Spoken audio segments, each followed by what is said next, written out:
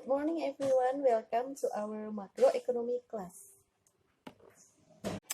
Okay, today I'm going to talk about these 7 characters, which we have our own main character here, which is GDP, and then Y or output, and then deflator, and then GDP nominal, and then GDP real, price, and last in inflation.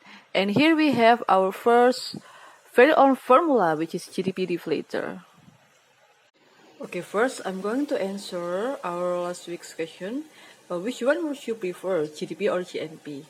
So, why I wasn't asking you about which one is better? Because no one is better.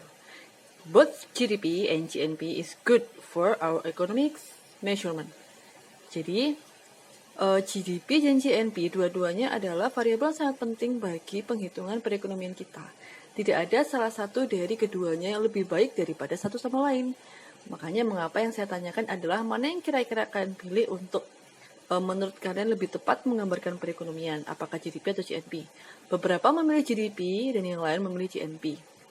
Jadi begini, jika yang kita ingin tergantung objektif kita apa, tergantung tujuan kita menghitung perekonomian apa. Jika yang kita inginkan adalah melihat seberapa aktif sih negara kita ini di dalam perekonomiannya, aktif itu maksudnya seberapa sering ada transfer barang dan jasa, seberapa hidupkah aktivitas ekonomi di suatu negara, maka yang kita pilih adalah GDP.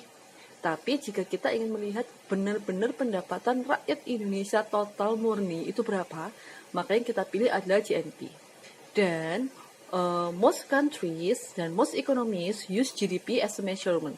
Jadi kebanyakan negara dan kebanyakan ekonom menggunakan GDP ini sebagai variabel penghitung tingkat perekonomian. Mengapa? Karena menurut mereka GDP ini lebih tepat digunakan untuk menunjukkan aktivitas ekonomi di suatu negara.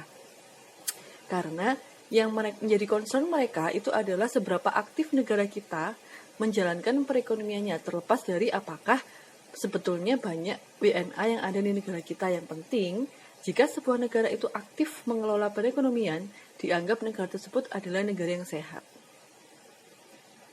So, last week we already talked about Y as output, or as national income, or as aggregate expenditure, or aggregate demand, or aggregate supply.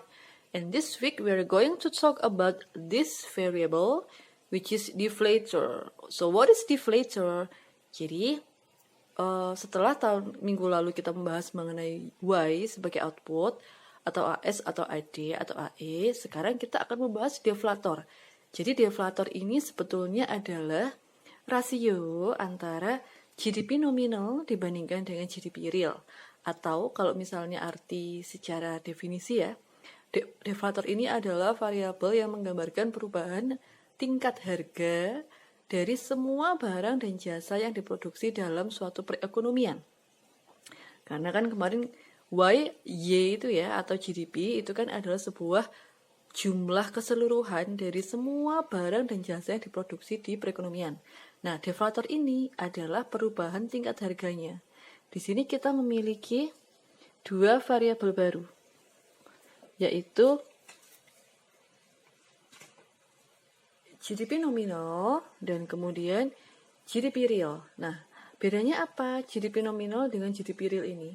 Jadi, beda kedua hal ini adalah jika GDP nominal itu di dalamnya ada perubahan tingkat harga, tetapi GDP real tidak. Maksudnya apa? Misal gini, ketika kita ingin menghitung GDP nominal tahun 2019 katakanlah, karena 2020 belum berakhir ya, kita ingin menghitung GDP nominal tahun 2019, kita menggunakan harga di tahun tersebut. Jadi kalau misalnya jumlah seluruh barang dan jasa, telur, mobil, kain, baju, semua barang yang diproduksi di perekonomian, kita jumlahkan harganya. Kita jumlahkan pendapatan dari penjualan tersebut, kemudian menggunakan harga tahun 2019. Kemudian jika kita ingin menghitung GDP tahun 2018, maka kita menggunakan harga barang tersebut di tahun 2018. Jika kita ingin menghitung GDP tahun 2017, kita menggunakan harga tahun 2017, dan seterusnya. Sedangkan ketika kita ingin membahas mengenai GDP real, tahun 2019 itu yang kita gunakan bukan harga tahun 2019, tapi harga tahun dasar. Tahun dasar itu misalnya tahun yang sudah kita sepakati sebagai base year, jadi sebagai yang kita gunakan di penghitungan. Misal, untuk menyederhanakan, semua GDP di atas tahun 2010 menggunakan tahun dasar harga tahun 2010 katakanlah. Maka, kita menghitung GDP tahun 2010, 11, 12, 13, 14, 15, sampai 2019. Semuanya menggunakan harga di tahun dasar, yaitu harga di tahun 2010. Karena sudah disepakati seperti itu. Mengapa GDP real ini menggunakan tahun dasar, yaitu contohnya 2010, bisa tahun berapapun tergantung kesepakatan. Karena GDP real kan setiap saat harga itu berubah. Harga barang itu berubah, maka sebagai sebagian ekonom itu sangat sulit untuk memprediksi GDP jika harga itu sangat berubah-ubah. Kayak misalnya telur, minggu ini misalnya telur 1 kilo 20.000, minggu depan bisa turun jadi 17.000, minggu depannya lagi turun 15.000, minggu depannya lagi naik jadi 22.000. Nah, jika sebuah harga barang itu berubah-ubah, bagi mereka susah untuk menentukan titik nominal GDP yang benar itu berapa, yang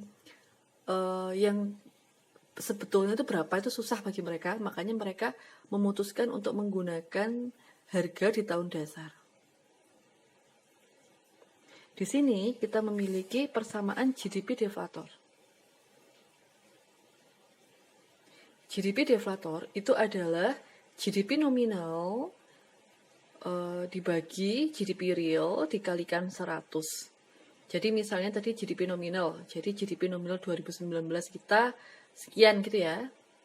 Kemudian GDP real tahun 2019 kita sekian, hasilnya dikalikan 100. Nah, itu adalah sisanya, itu merupakan rasio GDP deflator. Katakanlah hasil dari penghitungan ini, hasilnya itu sama dengan 148,2, katakanlah ya. 148,2. Itu berarti rasio kenaikan harga semua barang dan jasa di sebuah perekonomian adalah sebesar 148,2. Nah, kemudian kalau misalnya tadi ada kita membahas GDP deflator adalah perubahan harga, lalu apa hubungannya dengan this guy, apa hubungannya dengan inflation? Jadi hubungannya GDP deflator dengan inflation itu adalah, if inflation, we're talking about the percentage of an increase of price. Jadi ketika kita membahas inflasi, itu kita membahas persentase kenaikan harga.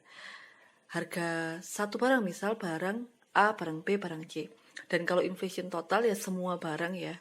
Cuman bedanya apa dengan GDP deflator? Bedanya adalah inflation itu berupa persentase kenaikan harga barang, sedangkan GDP deflator itu adalah rasio deflatornya. Jadi bukan kenaikan harganya, bisa naik, bisa turun, bisa relatively stable. Cuman jika kita membahas dengan formula akan seperti ini.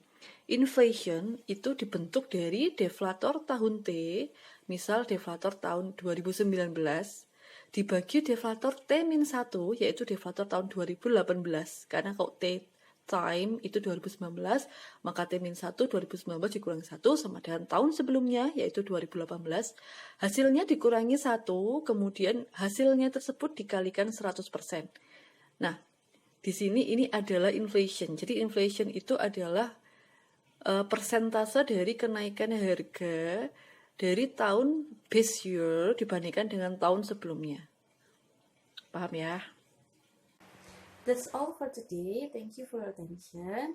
See you next week. Have a nice day. Stay healthy, stay safe, and stay at home.